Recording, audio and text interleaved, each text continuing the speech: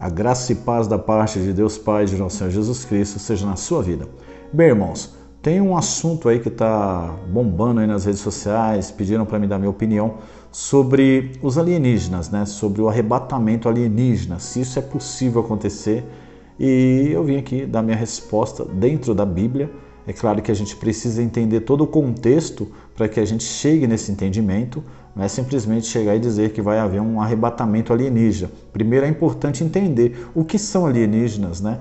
E de que forma que isso poderia acontecer. Bem, irmãos, primeiramente é importante que nós cristãos venhamos a entender que alienígena não existe da forma que eles passam para a gente. Tudo é um engano. Alienígena, vida extraterrestre, vidas inteligentes mais que nós, esse tipo de situação que eles passam para a gente não existe.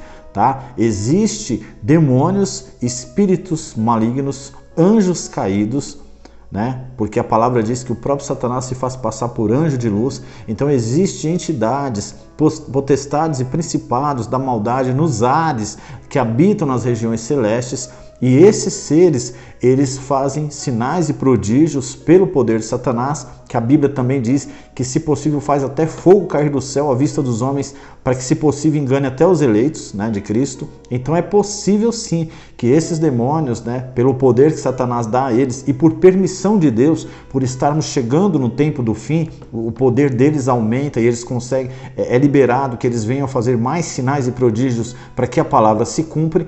Então, vendo por esse ângulo, nesse contexto, é possível sim que haja sim um arrebatamento, né, alienígena, que na verdade não seria alienígena e sim demoníaco, um arrebatamento dos demônios para aqueles que seguem eles e que acreditam neles, né? Porque eles só vão pegar os que são deles. Assim como Cristo vai arrebatar os seus eleitos, o demônio também vai tirar fora os dele, só que para destruição. Cristo vai tirar os seus para salvação e o diabo vai tirar os seus para destruição.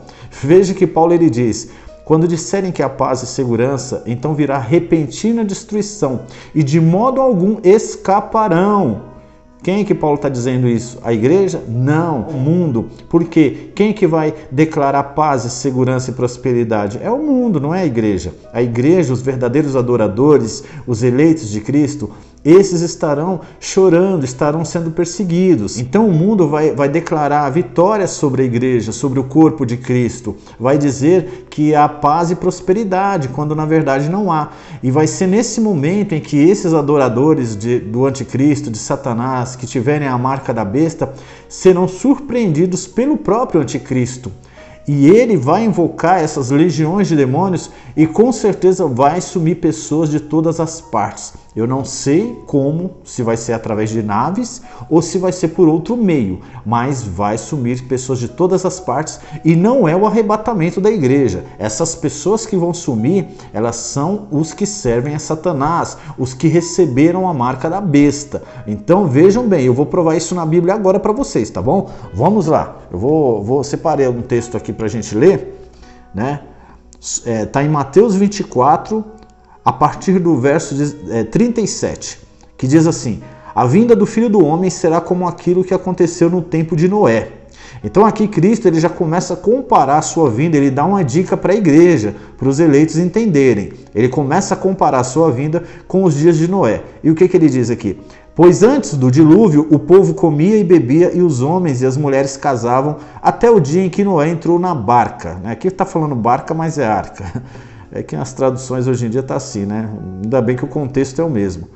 Porém, não sabiam o que estava acontecendo, até que veio o dilúvio e levou a todos. Assim também será a vinda do Filho do Homem. Então veja que assim como aconteceu no dilúvio, vai ser a vinda de Cristo. E o que aconteceu no dilúvio? Veio o dilúvio e levou a todos. Levou quem? Os ímpios. Levou a todos. Primeiro levou os ímpios, porque os ímpios estavam na terra. Até a água subir e levar a arca nas alturas, os ímpios todos já tinham sido levados. Então primeiro o mal foi levado, né?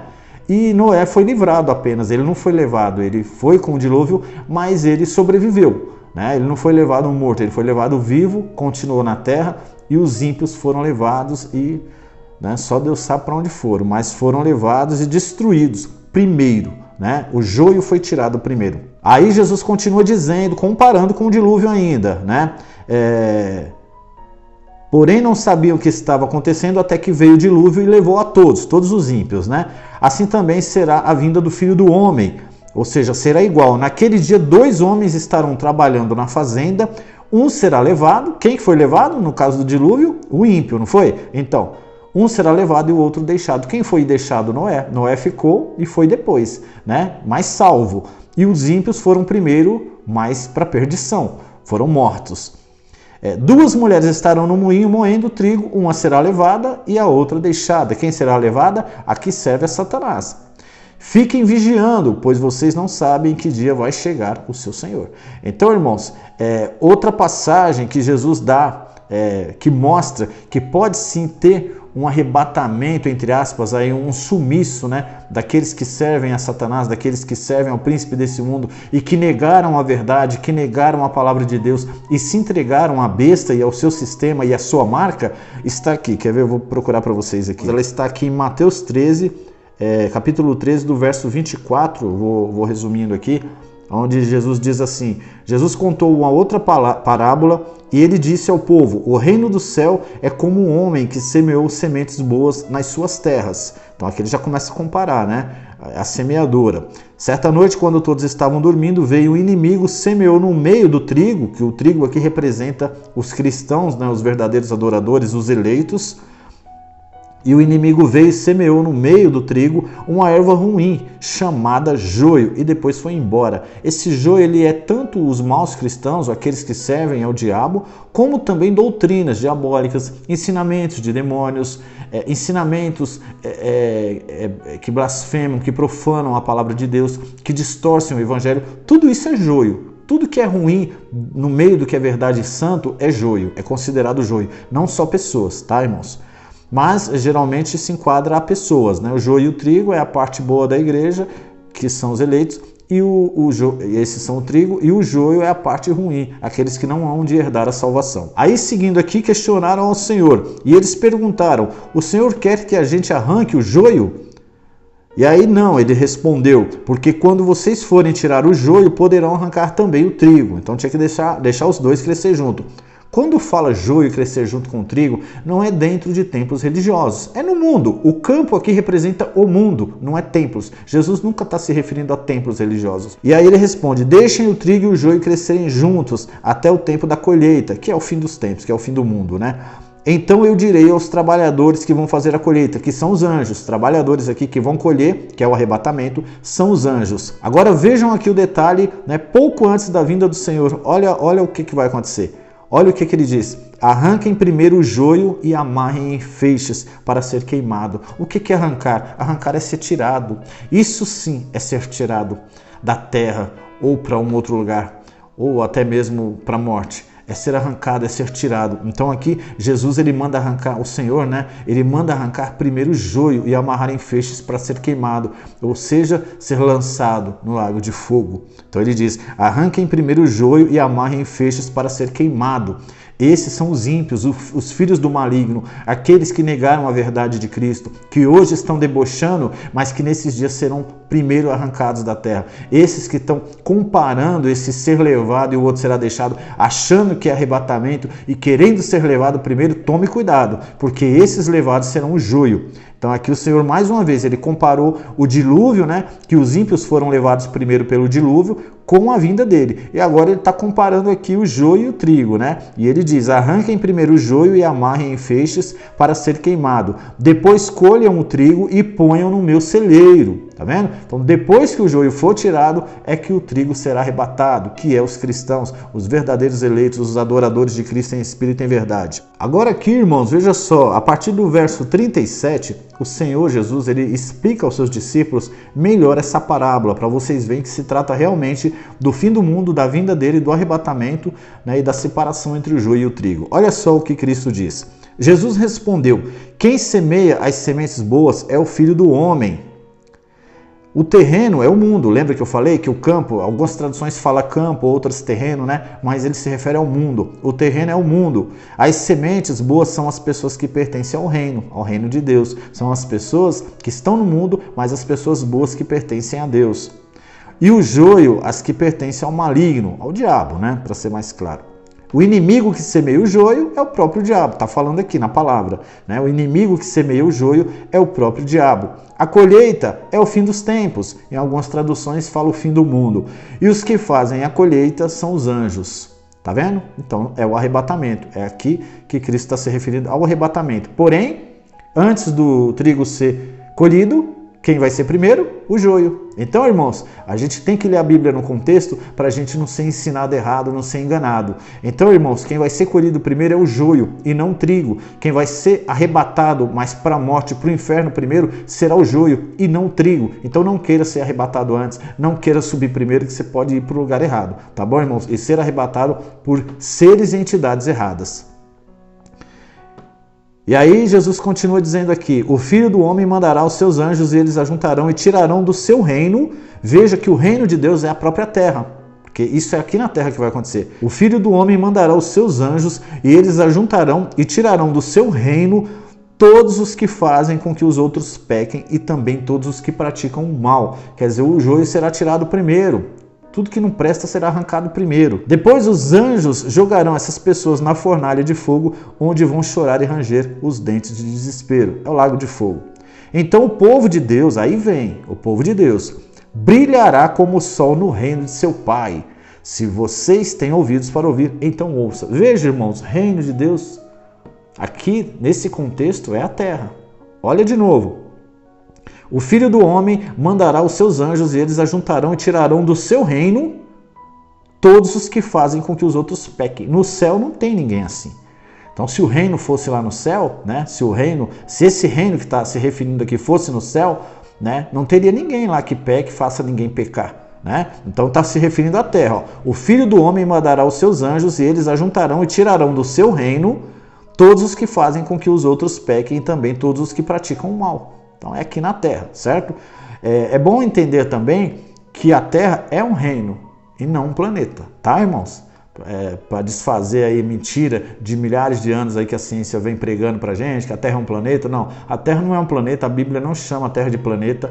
A Terra é um reino, ela é um reino criado por Deus, um reino onde o povo de Deus habita, foi feito para o povo de Deus habitar, né? E venceu o mal. E o Senhor construiu a terra à mão, a dedo. Ele fez, é criação dele, não é criação do diabo, é criação do Senhor. Então a terra ela é um reino, ela não é um planeta. Tá, irmãos? Veja que Jesus sempre se refere à terra como reino. Veja que quando Cristo veio, ele falou, é chegado a vós o reino dos céus. Então Jesus trouxe o reino dele para cá, desde a época que ele veio da primeira vez. Veja também que na oração do Pai Nosso, o Senhor fala, venha a nós o teu reino, né? Pai nosso que estás no céu, santificado seja o teu nome, venha a nós o teu reino, seja feita a tua vontade. Então quer dizer, é o reino de Deus que desceu à terra. Então o reino dele veio para cá. O reino através do Rei Jesus que vai reinar durante um milênio aqui na terra. Então, irmãos, para não sair do contexto aqui, terminando, o Senhor finaliza dizendo, então o povo de Deus brilhará como o sol no reino de seu Pai. Se vocês têm ouvidos para ouvir, então ouçam e entendam, né? Porque ouvir todo mundo ouve, mas o problema é entender as escrituras, né? Pouca gente entende e pouca gente sabe explicar também, irmãos. Quando a gente analisa todo esse contexto, né? A gente vê que o mal será arrancado. E quem que dominará sobre os ímpios? O próprio Satanás, né? Quando o anticristo chegar, quase toda a terra vai adorá-lo. Quase toda a terra receberá o seu sinal. Só a igreja de Cristo, os verdadeiros adoradores, a igreja imaculada e que não vai se corromper, nem negar a Cristo e nem aceitar a marca da besta na grande tribulação, só esses serão salvos.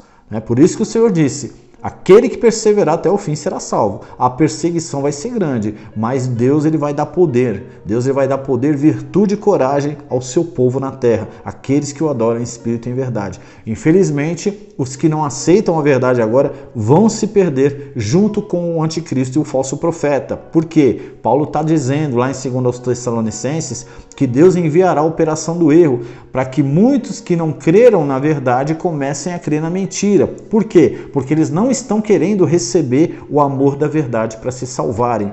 Quando você rejeita a verdade da palavra, quando você não quer aceitar a verdade, porque de repente ela não vem de acordo com o desejo da tua carne, de acordo com aquilo que você quer ouvir, você acaba rejeitando o que o Espírito Santo quer te passar. E quando você rejeita o que o Espírito Santo quer te passar, Deus ele te entrega as paixões da carne, aos desejos do teu coração. E Deus ele faz você enxergar toda doutrina que não vem dele como se fosse verdade, todo engano e mentira de Satanás como se fosse verdade, e você acaba se guiando e vivendo por aquilo. Então, quando o mal vier, muitos que preferem servir a Deus dessa forma errônea vão se perder, porque não vão acreditar que é Satanás, não vão acreditar que vão se perder. Como muitos hoje comem do falso evangelho, do evangelho coach, do evangelho da prosperidade e não conseguem enxergar que estão desagradando a Deus e não agradando a Ele, porque Jesus nunca pregou essas coisas. Tá bom, irmãos? Então tá aí. Eu creio sim que pode sim haver um arrebatamento alienígena. Depois de 3 anos e meio, o anticristo ele vai quebrar a sua aliança de paz com o mundo.